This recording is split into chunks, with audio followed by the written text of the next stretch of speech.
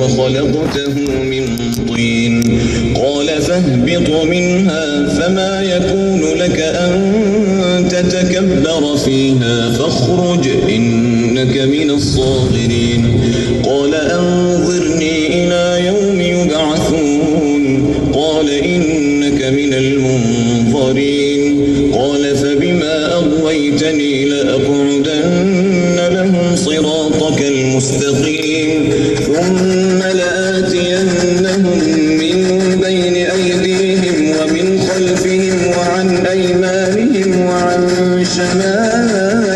شمائلهم ولا تجد أكثرهم شاكرين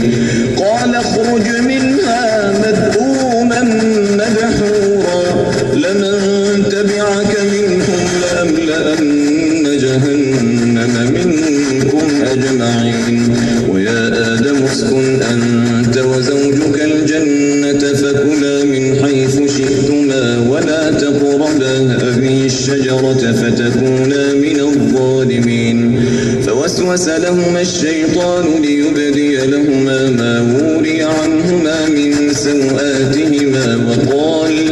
وقال ما نهاكما ربكما عن هذه الشجرة إلا أن تكونا ملكين أو تكونا من الخالدين وقاسمهما إني لكما لمن الناصحين فدلاهما بغرور فلما ذاقا الشجرة بدت لهما سوآتهما وطفقا يخصفان عليهما من ورق الجنة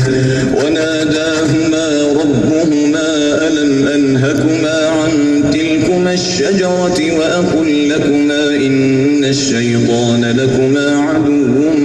مبين قالا ربنا